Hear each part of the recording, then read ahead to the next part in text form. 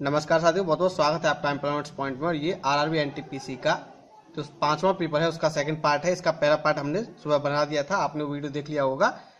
ये इसका second part है, इसमें हम 48 क्वेश्चन सॉल्व करने वाले हैं। चलिए शुरू करते हैं। तो हमारा 53वां जो सवाल है, क्योंकि 52 सवाल तक हम उसमें करवा चुके हैं, तो हमारा 53 क्वेश्चन है कि ध्वनि को मापने के लिए कौन सी यूनिट का प्रयोग किया जाता है। तो ध्वनि को मापने के लिए जो यूनिट यूज की जाती है वो की जाती है डेसिबल। कौन सी होती है? डेसिबल। क्योंकि जो हर्ट्ज है वो इकाई है किसकी? आवृत्ति की। वही ओम है विद्युत की। विद्युत प्रतिरोध की इकाई है ओम और वोल्ट इकाई है विद्युत प्रेरण शक्ति की। तो इसका सही उत्तर है डेसिबल। 54वां सवाल है हमारा, भारत में ईस्ट इंडिया कंपनी की सत्ता जमने से पहले भारत किससे बने मुलायम कपड़ों का निर्यात करता था। तो ईस्ट इंडिया से पहले, यानी ईस्ट इंडिया कंपनी की सत्ता जमने से पहले भारत किसका निर्माण करता था? भारत निर्यात करता था सूती और रेशम वस्त्रों का। कौन से का? सूती और रेशम वस्त्रों का। हमारा अगला सवाल है, खाने वाले सामान्य नमक का रासायनिक नाम क्या है। जो खाने वाला नमक होता है उसका रासायनिक नाम क्या है? और इसका सही उत्तर है सोडियम क्लोराइड। और हमारा जो अगले सवाल आने वाले हैं वो है वृत्त के आधार पर। तो इसमें राधा, रेखा, राखी, रागिनी, रश्मि, रीमा और रेणु, ये 7 हैं। और 7 जो लड़कियां हैं या महिलाएं हैं वो एक वृत्त के केंद्र की ओर मुंह करके बैठी हैं। इसमें कुछ कंडीशन दी गई है। रीमा रश्मि के बगल में नहीं है, राधा रागिनी के दूसरे बाएं है, रेखा रीमा के बाएं दूसरी है, राधा रेणु के बाएं तीसरी है। तो इस कंडीशन के आधार पर आपको ये प्रश्न हल करने हैं। तो हम इसका वृत्त बना लेते हैं पहले। ये हमारा वृत्त हो गया, इसको देख लीजिए, ये वृत्त हो गया, तुरंत बाएं हैं। तो मान लीजिए हम यहां मान लेते हैं राधा को, तो ये रागिनी के तुरंत दाएं है। राधा रागिनी के तुरंत दाएं है, तो यहां हो गई रागिनी। कौन हो गई यहां? रागिनी। अगला है रेखा, रीमा के बाएं दूसरी है, राधा रेणु के बाएं तीसरी है। तो राधा है वो रेणु के बाएं है तीसरी, तो यहां आ जाएगी हमारी रेणु। कौन आ जाएगी? यहां हमारी रेणु। यहां आ गई हमारी रेणु। रेणु के बाएं तीसरी है, 1 2 3 राधा।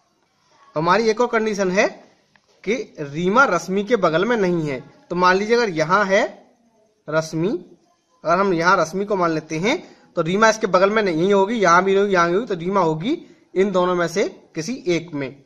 रीमा कहां होगी? यहां इन दोनों के एक में। और जो अगली कंडीशन दी हुई है कि रेखा रीमा के बाएं दूसरी है। जो रेखा है वो रीमा के बाएं दूसरी है। तो ये अगर यहां होगी तो यहां दूसरे पे कौन आ रहा है? रेणु। तो यहां आ जाएगी हमारी रीमा। तो इसके बाएं दूसरी हो गई रेखा। यहां कौन हो गई? रेखा। तो रीमा रश्मि के बगल में नहीं है, यह पूर्णतः संतुष्ट होता है कि रश्मि यहां है, रीमा यहां है, और रीमा के बाएं दूसरी है रेखा। इस तरह हमारी जो एक बच रही है वो कौन बच रही है? वो बच रही है राखी। कौन बच रही है? राखी। तो इस प्रकार हमारा एक सर्कल बन गया है। अब हम प्रश्न देख लेते हैं। निम्नलिखित व्यक्तियों की जोड़ियों में से किस जोड़ी का पहला व्यक्ति दूसरे के तुरंत बाएं बैठा है? राधा रीमा, राखी रेखा, रीमा रेखा और रागिनी रश्मि। तो रीमा है वो राखी के तुरंत बाएं बैठे, तो रीमा राखी। इसका क्या हो जाएगा? रीमा राखी। अगला है रागिनी के बाएं दूसरा कौन है? रागिनी के बाएं दूसरी कौन है? तो रागिनी है, इसके बाएं साइड में दूसरी कौन है? रीमा। अगला सवाल है, निम्न में से किस समूह में पहला व्यक्ति अन्य 2 व्यक्तियों के बीच में बैठा है? तो ये पहला व्यक्ति है वो 2 अन्य के बीच में बैठा है, रीमा रश्मि राधा। तो रीमा है, ये रश्मि राधा के बीच में नहीं है। राखी रागिनी रीमा, तो राखी रागिनी और रीमा के बीच में बैठी है। तो ये सही उत्तर है। और ये हमारे प्रश्न समाप्त हो गए जो कि वृत्त पर आधारित थे। स्वतंत्रता प्राप्ति से पूर्व भारत का सर्वप्रथम जूट मिल कहां स्थापित किया गया था? तो ये मिल कहां स्थापित किया गया था? बंगाल में। अगला हमारा सवाल है, जो हमारा सवाल दिया हुआ है, 7497 डिवाइडेड बाई 147 माइनस 8 की गणना कीजिए। तो इसको हमें कैसे सॉल्व करना है आप देख लीजिए एक बार। 7497 डिवाइडेड बाई 147 माइनस 8, तो ये हो जाएगा 7497 डिवाइडेड बाई 147 माइनस 8। इस प्रकार से हम इसको हल कर सकते हैं। और ये आएगा 51 माइनस 8 बराबर 43। कितना आएगा? 43। ये हमारा इसका आंसर होगा। हमारा जो अगला सवाल है वो है, मोस्ट स्पेस टेलीस्कोप किस देश का है? MOST मोस्ट स्पेस टेलीस्कोप किस देश का है? तो ये है कनाडा का। और इसका पूरा नाम है micro variability and oscillations of star telescope, तो इसको कहते हैं मोस्ट। और ये जो सवाल दिया गया है इसमें सोमवार, मंगलवार, बुधवार, गुरुवार, शुक्रवार, शनिवार ये हमारे 6 दिन हैं और ट्रक दिए गए हैं PQRSTU। इन ट्रकों द्वारा तय की गई दूरी है ये जो दर्शाई गई है, इसके आधार पर आपको सवालों के जवाब देने हैं। तो इसमें हमारा पहला सवाल है सभी ट्रकों द्वारा शनिवार को तय की गई कुल दूरी कितनी है। तो सभी जो ट्रक हैं उनके द्वारा शनिवार को कितनी दूरी तय की गई, तो इसको अगर हम सॉल्व करना चाहें तो इसको कर सकते हैं कि 292 plus 284 plus 260 plus 274 plus 280 plus 242 और हमारा टोटल आएगा 1632। कितना आएगा? 1632। यदि दी गई दूरी तय करने में शुक्रवार को ट्रक Q द्वारा लिया गया समय 8 घंटे है तो उस दिन की इसकी औसत गति क्या थी। तो मान लीजिए शुक्रवार को हमारा जो ट्रक है वो है Q। ये देख लीजिए आप, ट्रक है Q और दिन है शुक्रवार 302, तो 302 किलोमीटर ये चलता है कितने समय में? 8 घंटे में। तो इसकी जो औसत गति है वो कितनी आएगी? 37.75 किलोमीटर पर आवर। तो यह कितनी आएगी? 37.75 किलोमीटर पर आवर। अगला हमारा क्वेश्चन है सभी दिनों में ट्रक S द्वारा तय की गई औसत दूरी क्या है। सभी दिन में ट्रक S द्वारा तय की गई दूरी क्या है, तो आप देख लीजिए S द्वारा चला गया है 325, 314, 312, 278, 292 और 274। इसमें हम 6 से भाग दे देंगे तो हमारा आंसर आ जाएगा। और ये जो हमारी दूरी बन रही है वो बन रही है 1795 और इसमें डिवाइड करेंगे 6 से तो ये आएगा हमारा इसका आंसर। तो इसमें विकल्प सीधा ही दिया हुआ है 1795/6, तो हमारा ये आंसर आएगा। हमारा 65वां सवाल है 2 की पावर 4 डिवाइडेड बाई 2 की पावर -1। इसको हम किस फॉर्मूले से सॉल्व करेंगे? इसको हम करेंगे किससे? 1/a की पावर -n बराबर a की पावर n। इस फॉर्मूले से हम उसको सॉल्व कर लेंगे कि 2 की पावर 4 अपॉन 2 की पावर -1 बराबर कितना हो जाएगा हमारा? 2 की पावर 4 हो गया 16 गुणा 2। ये फॉर्मूला हमारा लगेगा कि 1 की पावर -n बराबर 1 की पावर n। तो ये हो जाएगा 2 की पावर 4 अपॉन 2 की पावर -1। इसको करेंगे तो 2 की पावर 4 इंटू 2 की पावर 1, ये आ जाएगा 16 गुणा 2 बराबर 32। तो हमारा आंसर आएगा इसका 32। हमारा अगला सवाल है एक बहुभुज की प्रत्येक बाह्य कोण कितने का है? 45 डिग्री का। कितने का है? 45 डिग्री का है प्रत्येक बाह्य कोण एक बहुभुज का। तो भुजाओं की संख्या कितनी होगी? तो इसकी भुजाओं की संख्या कितनी होगी हम आपको बता दें इस प्रकार से। ये हमारा आ जाएगा और ये आ जाएगा कितना? 8। कितना आ जाएगा? 8। तो भुजाओं की संख्या कितनी है? 8। सुंदरबंस विश्व के टाइडल हेलोफाइटिक जंगल का सबसे बड़ा एकल ब्लॉक है। यानी सुंदरबंस है वो वर्ल्ड के टाइडल हेलोफाइटिक जंगल के सबसे बड़े सिंगल ब्लॉक हैं। किसके? मैनग्रोव्स के। कितने? किसके? मैनग्रोव्स के। जो मैनग्रोव पेड़ होते हैं उनके। एक दुकानदार फल खरीदने और बेचने में कम तौल का उपयोग करके 9% तक धोखा देता है, उसका कुल लाभ प्रतिशत कितना है? तो मान लीजिए वो धोखा कितना देता है? 9% का। तो इसको अगर हम सॉल्व करें तो कैसे करेंगे इसको हम कि 9 प्लस 9 कैसे कि 9% हो गया खरीदने में बढ़ के लेता है और 9% का धोखा देता है वो बेचने में, प्लस 9 गुणा 9/100 ये होगा इसका। तो ये आ गया हमारा 9 प्लस 9 प्लस 0.81 बराबर 18.81 और इसका सही उत्तर है ये वाला। अगला हमारा सवाल है दिए गए विकल्पों में से वह जोड़ी चुने जो पहले दिए जोड़ी के शब्दों की भांति आपस में संबंधित है। तो रोस्टर संबंधित होता है कार्य से, स्टॉक संबंधित होता है किससे? स्टॉक जो है वो संबंधित होता है सामान से। किससे संबंधित होता है? सामान से। निम्नलिखित में से कौन सा विद्रोह ब्रिटिश शासकों के द्वारा लगाए गए प्रतिबंधों के विरुद्ध नहीं था? फकीर एवं सन्यासी विद्रोह, इंडिगो विद्रोह, संथाल विद्रोह या फिर नक्सलवादी विद्रोह। और इसका सही उत्तर है नक्सलवादी विद्रोह। नक्सलवादी विद्रोह है वो स्वतंत्रता के बाद हुआ था। अब एक कथन दिया गया है जल जीवन के लिए आवश्यक है। जल है वो जीवन के लिए आवश्यक है। कारण है यह 3 भाग हाइड्रोजन और 1 भाग ऑक्सीजन से मिलकर बना होता है। तो इसमें कौन सा सही है कौन सा गलत है आपको बताना है। तो इसका सही है अभिकथन कि जल जीवन के लिए आवश्यक है, लेकिन ये गलत है कारण कि यह 3 भाग हाइड्रोजन 1 भाग ऑक्सीजन से मिलकर बना होता है। ये गलत है क्योंकि इसमें 2 भाग हाइड्रोजन होते हैं 1 भाग ऑक्सीजन होता है। इलाहाबाद के त्रिवेणी संगम की 3 नदियों में से कौन सी भूमिगत नदी है। 3 नदियां हैं इलाहाबाद में, उनमें से कौन सी भूमिगत नदी है। तो इसका सही उत्तर है सरस्वती। अब है हमारा 73वां सवाल, 7x + 3x ब्रैकेट में है x - 4 सरल कीजिए। हमारा दिया गया है 7x + 3x × x - 4 सरल कीजिए। तो इसको अगर हमें सरल करना है तो ये पहले हम इसको क्वेश्चन को ले लेते हैं 7x + 3x x - 4। ये हमारा हो जाएगा 7x + 3x² - 12x। इसको हम और सरल कर देंगे तो ये हो जाएगा 3x² - 5x = 0। ये हमारा वन साइड हो जाएगा और यहाँ पर इतना ही दिया गया है 3² x - 5x। तो यहाँ तक ही हमको करना है, इससे आगे हमें नहीं करना है। अगला हमारा कथन दिया गया है, घरेलू मांग कच्चे तेल के स्वदेशी उत्पादन की तुलना में तेजी से बढ़ रही है। यानी तेल के उत्पादन की तुलना में घरेलू मांग बढ़ रही है, तेल की मांग बढ़ रही है। निष्कर्ष, कच्चे तेल का आयात किया जाना चाहिए, घरेलू मांग को कम किया जाना चाहिए। तो ये 2 दिए गए हैं। तो हमारा जो कथन है कि घरेलू मांग कच्चे तेल के स्वदेशी उत्पादन की तुलना में बढ़ रही है, ये कथन तो सही है हमारा, लेकिन इसमें कौन सा निष्कर्ष निकलता है, कच्चे तेल का आयात किया जाना चाहिए या घरेलू मांग को कम किया जाना चाहिए, ये दोनों ही निष्कर्ष नहीं निकलते हैं, ये दोनों इसके अनुसरण नहीं करते हैं, क्योंकि हम इसको पूर्णतः इसके साथ स्थापित नहीं कर पाते हैं।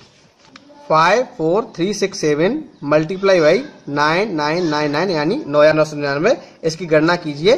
तो इसको गणना करने का सबसे आसान तरीका है 5, 4, 3, 6, 7 और इसको हम क्या करेंगे, गुणा कर देंगे 10,000 - 1। तो ये हमारा आएगा 5, 4, 3, 6, 7 - 7, 6, 3, 4, 5। तो जब हम इसको घटाएंगे तो हमारा ये आंसर आ जाएगा 5, 4, 3, 6, 1, 5, 6, 3, 3। इसको हम देख लेते हैं कौन सा है। 5, 4, 3, 6, 5, 1, 6, 3, 3 ये इसका आएगा। जो हमारा अगला सवाल दिया हुआ है वो कौन सा है कि भाग गुणा को दर्शाता है, माइनस जो है वो योग को दर्शाता है, प्लस भाग को दर्शाता है, गुणा दर्शाता है ऋण को। तो कौन सा विकल्प दिए गए समीकरण का मान होगा। तो हमारा समीकरण जो दिया गया है वो दिया गया है 19 भाग 9 गुणा 51 माइनस 171 प्लस 19। इसमें हमें चिन्ह बदलने होंगे। जो भाग है वो दर्शाता है गुणा को, तो 19 गुणा 9। अब गुणा जो दर्शाता है वो दर्शाता है ऋण को 51, भाग दर्शाता है योग को प्लस 171 और धन दर्शाता है किसको, भाग को, डिवाइडेड बाई 19। तो हमारा 19 गुणा 9 171 माइनस 51 प्लस ये हो जाएगा 9। तो ये हमारा हो जाएगा 180 माइनस 51 129। कितना हो जाएगा 129। भीमबेटका गुफाएं कहाँ स्थित हैं। भीमबेटका गुफाएं कहाँ स्थित हैं। तो भीमबेटका गुफाएं स्थित हैं मध्य प्रदेश में। अगला सवाल है हमारा 78वां, विश्व के प्रजातंत्रवादी देशों में किस देश का संविधान सर्वाधिक लंबा और विस्तृत है। तो वो है भारत का। किसका है, भारत का। हमारा 79 जो क्वेश्चन है वो है उस टाइम की करंट जीके का। नवंबर 2015 में भारत सरकार ने समाचार एवं समसामयिकी चैनल के लिए एफडीआई में 26% से कितने % की बढ़ोतरी की घोषणा की है। तो समाचार और समसामयिक चैनल के लिए ये कर दिया है इसको 49%। डॉक्टर एल सुब्रमण्यम कौन सा वाद्य यंत्र बजाते हैं। डॉक्टर एल सुब्रमण्यम कौन सा वाद्य यंत्र बजाते हैं। तो ये बजाते हैं वायलिन। क्या बजाते हैं, वायलिन। हमारा 81वां सवाल है, निम्नलिखित में से कंप्यूटर का कौन सा भंडारण उपकरण स्टोरेज डिवाइस अब अप्रचलित हुआ है। कौन सा ऐसा उपकरण है कंप्यूटर का जो अब इस्तेमाल में नहीं आता। तो वो है फ्लॉपी डिस्क। अब धीरे धीरे खत्म ही हो गई है बिल्कुल। एक जग में 2 छेद हैं। पहला छेद जग को 15 मिनट में खाली करता है, दूसरा 20 मिनट में। यदि रिसाव एक निश्चित दर से हो रहा हो तो दोनों क्षेत्र मिलके कितनी देर में जग को खाली कर देंगे। एक करेगा 1 मिनट में 1/15, वहीं दूसरा करेगा 1/20। इनका आएगा 60, तो 4 + 3 7/60। तो अब इसका उल्टा हो जाएगा, 60/7 का हो गया 8 सही 4/7, 8 सही 4/7, ये इसका आंसर आएगा। यदि चिन्हों माइनस और गुणा तथा 7 और 3 को परस्पर बदल दें तो कौन सा विकल्प सही होगा। तो ये हमारी जो सत्य अवधारणा बन रही है वो बन रही है 7 × 3 - 1 = 20। ये हमारा किसमें फिल बैठ रहा है, ये हमारा बैठ रहा है इसमें कि 3 × 7 - 1 = 20, तो ये हमारा सही होगा। यदि tan a = 15/8 और tan b = 7/24 है तो tan a + b क्या होगा। तो tan a + b क्या होने वाला है, tan a + b क्या होता है, tan a + b होता है क्या, आप सबको पता होगा, ये होता है हमारा tan a + tan b / 1 - tan a × tan b। तो tan a + tan b हमारा कितना हो गया, 15/8 + 7/24 / 1 - 15/8 × 7/24। तो ये आ जाएगा हमारा, जब इसको आगे हम सॉल्व करेंगे तो ये हमारा कितना आने वाला है कि 45 + 7 / 24 / 192 - 105/192। इसको फाइनली सॉल्व करेंगे तो ये आएगा 416/87। आप करके देख लेना, इतना ही आना चाहिए। जहाजों की गति में वृद्धि दर किस पर आधारित है। जहाजों की गति में वृद्धि दर किस पर आधारित है, तो ये आधारित है आर्किमिडीज के सिद्धांत पर। और आर्किमिडीज का सिद्धांत क्या है, आर्किमिडीज का सिद्धांत है कि किसी तरल माध्यम में किसी वस्तु पर लगने वाला उत्प्लावन बल उस वस्तु द्वारा विस्थापित तरल के भार के बराबर होगा। अब ले लेते हैं हम अपना अगला सवाल, जो हमारा अगला सवाल है, और हमारा अगला सवाल है -4 = -7 + 3x। इसको हल करना है तो यह आएगा 3x बराबर हो जाएगा कितना, 7 - 4, 3x बराबर हो जाएगा 3x बराबर हो जाएगा 1, कितना हो जाएगा 1। निम्न में से कौन सा भारतीय नागरिक का मूल अधिकार नहीं है। मूल अधिकार नहीं है, समानता का अधिकार, निजता का अधिकार, जीवन का अधिकार या शोषण के विरुद्ध अधिकार। और इसका सही उत्तर है निजता का अधिकार, ये मूल अधिकार नहीं है। मोमा दास और सोमजीत घोष किस खेल में भारत का प्रतिनिधित्व करते हैं। मोमा दास और सोमजीत घोष तो ये करते हैं टेबल टेनिस में। -3, 4, 0, 4, -2, -5, 1, 7, 10, 5 आंकड़ों का बहुलक कितना है। तो इनका बहुलक कितना है, इनको अगर हम व्यवस्थित करके रखेंगे तो ये कितना आएगा, आप देख लो, ये आएगा, हमारी शुरुआत होगी -5 से, उसके बाद हमारा आएगा -3, उसके बाद होगा इसमें हमारा -2, उसके बाद होगा उसके बाद माइनस में कोई नहीं है, उसके बाद होगा हमारा 0, 0 के बाद 1, 1 के बाद हमारा कितना आएगा, 1 के बाद आएगा हमारा 4, फिर 4, उसके बाद 5, 5 के बाद आएगा 7 और 7 के बाद आएगा 10, कितना आएगा 10। तो इसका जो बहुलक होगा वो कितना होगा, बार बार संख्या कौन सी आ रही है 4, तो इसका होगा 4। निम्नलिखित में से कौन सा विकल्प घर्षण का गलत उदाहरण है। घर्षण का गलत उदाहरण कौन सा है, फर्श पर धकेली गई वॉशिंग मशीन, बर्फ में स्लेज का फिसलना, व्यक्ति द्वारा स्लाइड में नीचे की ओर फिसलना, या व्यक्ति द्वारा भारी वस्तु उठाना। और इसका सही उत्तर है व्यक्ति द्वारा भारी वस्तु उठाना, ये घर्षण का उदाहरण नहीं है। निम्नलिखित में से भारत में अधिकांश गांव पीड़ित हैं, किसी अन्य से नहीं। तो कौन सा प्रदूषण है जिससे भारत के अधिकांश गांव पीड़ित हैं, और इसका सही उत्तर है जल प्रदूषण से। हमारा अगला जो सवाल है वो आधारित है दिए गए डाटा पर। 3 वर्ग ABC थे, इन तीनों में से 33 कैडेट पास हुए। ए में कितने पास हुए, 33। जो बी में पास हुए थे वो कितने हुए थे, बी में पास हुए थे 34, और सी में पास हुए थे 32। कितने पास हुए थे, 32। 10 विद्यार्थी ए और बी वर्ग में उत्तीर्ण हुए, यानी A + B = जो कॉमन थे, यानी ए और बी में कॉमन थे वो कितने थे 10। 9 जो थे वो बी सी में थे। इसके अलावा 8 जो थे वो ए सी में थे। किसी एक वर्ग में उत्तीर्ण होने वाली संख्या की समान थी, यानी किसी एक वर्ग में उत्तीर्ण होने वाले विद्यार्थियों की संख्या समान थी और यह संख्या प्रत्येक वर्ग के लिए थी 21। इसमें से 21 पास हुए थे, फिर इसमें से भी 21 और इसमें से भी 21। अब हमारा सवाल है एक या एक से अधिक वर्गों में उत्तीर्ण विद्यार्थियों का केवल वर्ग ए में उत्तीर्ण विद्यार्थियों से अनुपात क्या है।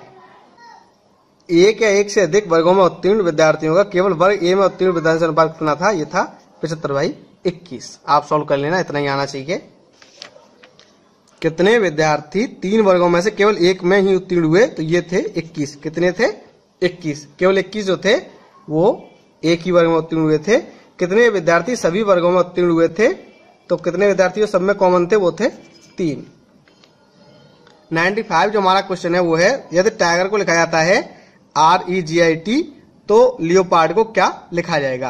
तो लियोपार्ड को क्या लिखा जाएगा, मान लीजिए टाइगर TIGER इसको लिखा जाता है क्या TIGER, तो लियोपार्ड है LEOPARD, तो इसको लिखा जाएगा LEOPARD।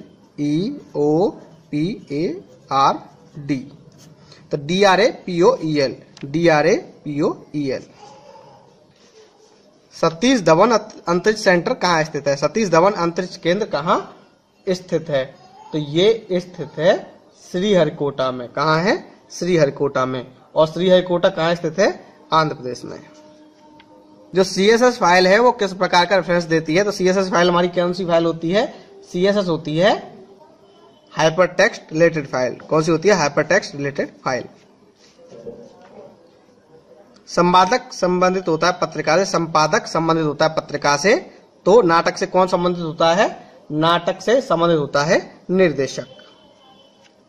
अंतरिक्ष की यात्रा करने वाला सबसे पहला मनुष्य कौन सा था, Neil Armstrong, Yuri Gagarin, Edwin Aldrin या फिर वैलेंटिना तरस्कोवा। इसका सही उत्तर है यूरी गागरिन। अभिकथन दिया गया है भारत एक सार्वभौमिक देश है, कारण इसकी संसद दिल्ली में है। तो भारत एक सार्वभौमिक देश है, सही है, और इसकी संसद दिल्ली में, सही है, लेकिन ये इसकी उचित व्याख्या नहीं है, क्योंकि भारत एक सार्वभौमिक देश है, इसकी राजधानी दिल्ली होने से कोई भी फर्क नहीं पड़ता है। तो साथ ही ये हो गया RRB NTPC का 5वां पेपर। कल हम आपके लिए 6वां पेपर लेके आएंगे, जिसमें आपको पूरा 6वां पेपर सॉल्व कराएंगे। और हमारी कोशिश ये होगी कि एक ही वीडियो में सॉल्व कराएं, लेकिन वीडियो ज्यादा लंबा हो जाता है और इस वजह से अपलोड करने में थोड़ी दिक्कत आती है, इसलिए हम इसको 2 पार्ट में बना रहे हैं। साथ ही आप भी हमें कमेंट बॉक्स में बताएं कि हम इसको एक पार्ट में बनाएं या फिर दोनों पार्ट में बनाएं, यानी अलग पार्ट में बनाएं, 50-50 क्वेश्चन करके। जैसा भी हो आप हमें कमेंट बॉक्स में बताइए। साथियों में उम्मीद है ये वीडियो आपको पसंद आया होगा। इस वीडियो को लाइक कीजिए, शेयर कीजिए, और अगर आपने अब तक हमारे चैनल को सब्सक्राइब नहीं किया तो कर लीजिए, क्योंकि यहाँ मिलती है सही जानकारी बिल्कुल सरल भाषा में। धन्यवाद।